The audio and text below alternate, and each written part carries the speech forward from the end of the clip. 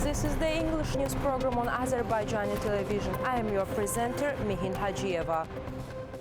On January 12th, President İlham presided over a meeting dedicated to the state program for the improvement of water supply, wastewater and stormwater systems in Baku and the Abşeron Peninsula for 2026-2035.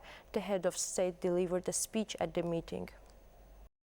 Bugün biz Bakı şəhəri və Abşeron yarımadasının su problemi. Touching on the issues related to resolving the water problems of Baku and the Abşeron Peninsula, the head of state said this is an issue that holds a special place among the infrastructure projects implemented.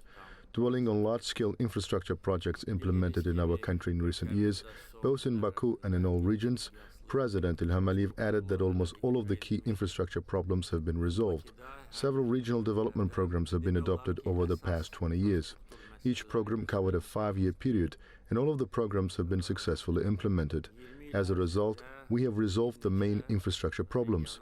First and foremost, electricity supply now covers the entire country. Our energy generation capacity exceeds our needs. We are even exporting electricity. At the same time, substations, transmission lines, and the distribution network, all these elements have been integrated into a single system. Most of the shortcomings in this area have been eliminated. Today, we are thinking not only about our own energy needs. We can consider that this issue has been resolved, but also about export routes. And not just thinking, we are creating them.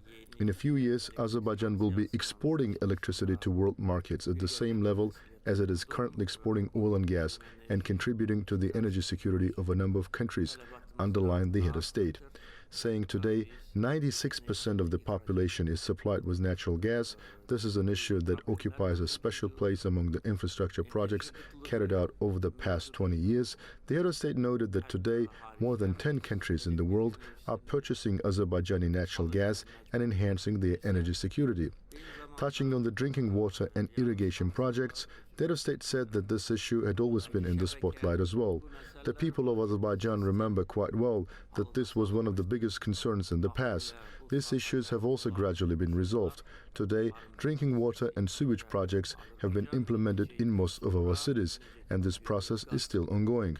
Noting that 4 large reservoirs were built over the past 20 years with a total capacity of more than 500 million cubic meters, specifically mentioning among them the Tahtakörpü and Şamkirçay reservoirs, the head of state added that if these reservoirs had not been built, the water supply of Baku and the western region could be facing major problems today.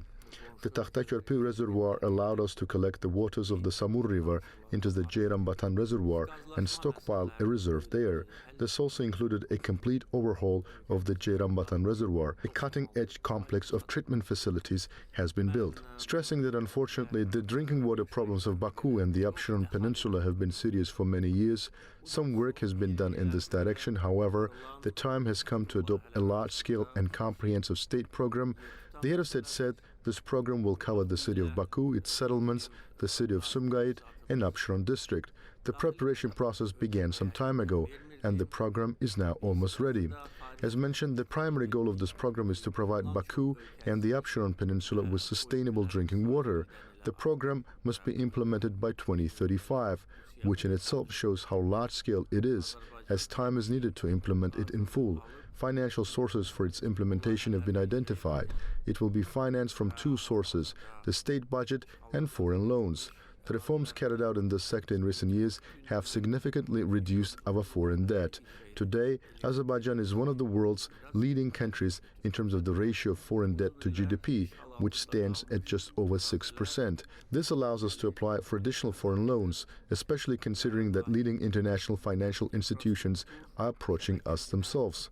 We could also implement this program using domestic funds. However, the country faces many challenges, including the restoration of Karabakh and East Zengezur, strengthening military capacity, and implementing other projects and social initiatives. As a result of the program's implementation, around 30 new reservoirs will be built. As a result, the water supply of Baku, Sumgayit, Abşeron district, and 64 settlements will be significantly improved. More than 200 kilometers of main canals and the same length of distribution networks will be built and reconstructed. One of the main problems we face today is water loss. If losses were at a low level, even the water reserves available to us could be sufficient. However, we must plan and calculate for the future. After all, the population is growing, our industry is growing, and of course, so is demand. Therefore, a sharp reduction in losses is one of the top priorities. Today, losses in this area account for approximately 40–45%. As mentioned, as a result of the implementation of the program, this figure should be sharply reduced. Currently, only 50% of the population has access to sewage services. As a result of the implementation of the program, this figure should increase to 95%. As soon as heavy rains fall, urban transport becomes paralyzed and very serious problems arise. This is not only the case in Baku or Azerbaijan, but also everywhere in the world. Floods have become commonplace even in the cities of the most developed countries. No city infrastructure can handle several days of heavy and incessant rain. However, despite this, we still have quite a few weaknesses in this area. Therefore, a new collector network will be built on 30 streets of Baku for rainwater management, which will be of great benefit, concluded the head of state.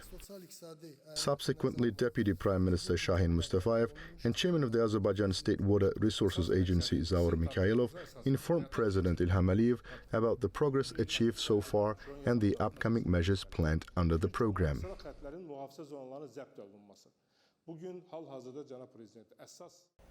Protests in Iran sparked by the country's difficult economic situation show no signs of abating. According to a human rights activist news agency, 544 people have died since the demonstrations began and more than 10,600 participants have been detained. Due to internet shutdowns, it's difficult to assess the full scale of the unrest. However, Tehran's mayor Alireza Zakani stated that on the night of January 9th, alone more than 50 bank buildings and over 30 mosques were set on fire. Additionally, over 150 ambulances, 3 medical centers, 10 government institutions and 24 apartments were seriously damaged. A 3-day national mourning period has been declared in the country for those who lost their lives during the protests. Iran's Foreign Minister Abbas Araghchi stated that the situation in the country is fully under control during a meeting with heads of foreign diplomatic missions accredited in Tehran. The minister said that in coordination with security authorities, internet access in the country will be restored in the near future.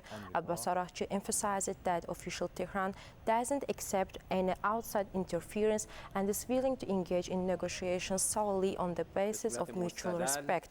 At the same time, Iran's Foreign Ministry spokesperson Ismail Baghai said there is a special communication channel between Abbas Araghchi and the United States President's special representative.